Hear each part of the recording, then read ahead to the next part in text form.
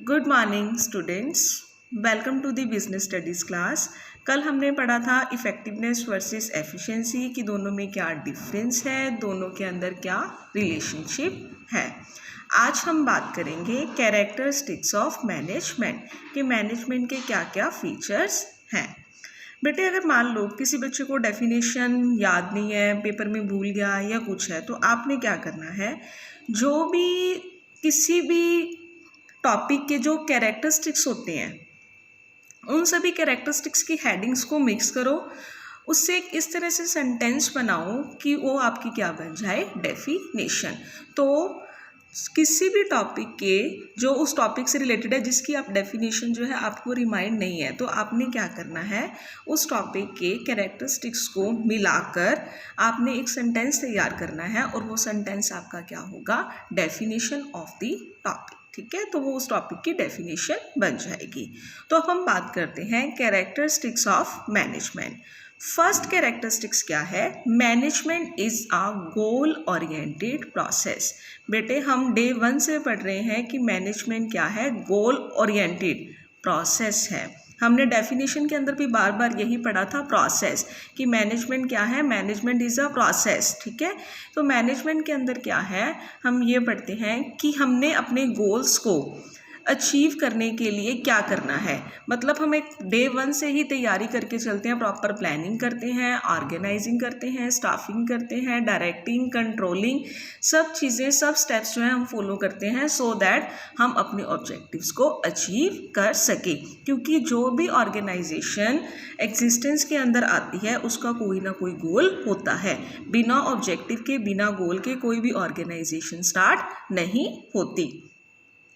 जैसे आप एक छोटे बच्चे से ही पूछ लो कि आपने बड़े होके क्या बनना है, तो वो कहेगा मैंने डॉक्टर बनना है, मैंने सीए बनना है, या मैंने जो है लॉयर बनना है। तो सब बच्चों का कोई ना कोई एम होता है। ठीक है, और उस एम को आगे लेकर ही हम अपनी जो है फर्दर प्लानिंग करते हैं कि हमने क्या करना है।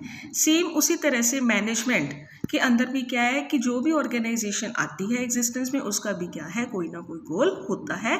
और उस गोल को पूरा करने के लिए मैनेजर इस तरह से फंक्शंस करता है, इस तरह से एक्टिविटीज़ करता है कि हम अपने ऑर्गेनाइजेशन के गोल्स को क्या कर सके, अचीव कर सके। मैनेजर उसी तरह से प्लानिंग करेगा, ऑर्गेनाइजिंग करेगा, स्टाफिंग करेगा, डायरेक्टिंग करेगा, कंट्रोलिंग करेगा, ताकि ऑर्गेनाइजेशन के ऑब्जेक्टिव्स को हम क्या कर सकें, अचीव कर सकें।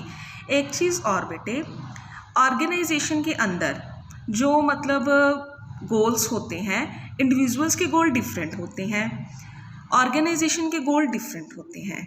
बट मैनेजमेंट क्या करती है, इंडिविजुअल्स के गोल्स को इस तरह से ग्रुप गोल्स के अंदर कन्वर्ट करती है कि इंडिविजुअल्स के गोल भी अचीव हो जाए और ऑर्गेनाइजेशन के गोल्स भी क्या हो जाए, अचीव हो जाए। सो मैनेजमेंट क्या है, is a goal oriented process. Next heading है बेटे, management is all pervasive. All pervasive मतलब मैनेजमेंट जो है वो हर जगह पे एप्लीकेबल होती है।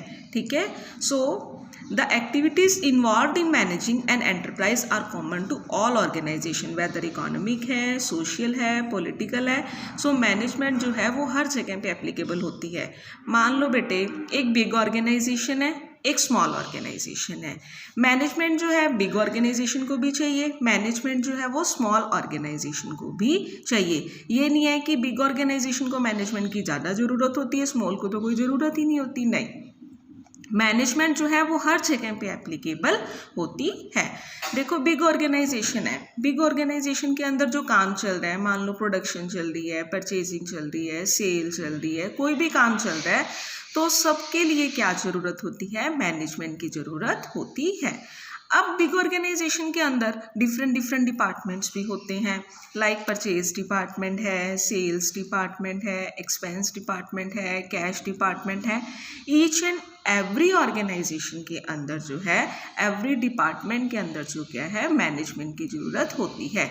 क्योंकि इससे मैनेजमेंट के थ्रू ही जो है वो काम सीक्वेंस वाइज चलता है। अदरवाइज जो है कि कौन किसको रिपोर्ट करेगा, अगर ये ना पता हो तो प्रॉब्लम जो है अराइजेस होनी स्टार्ट हो जाती है।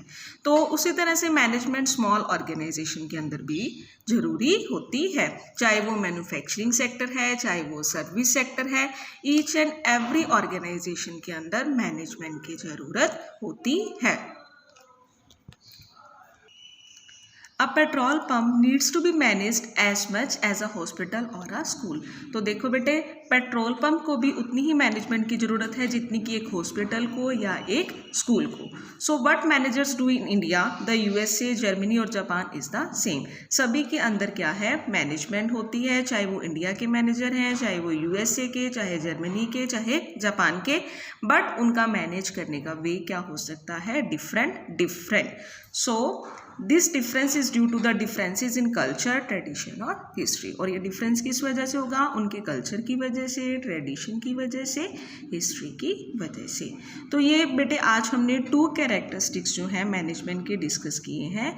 कल हम नेक्स्ट जो है वो कंटिन्यू करेंगे। So thank you students, good bye.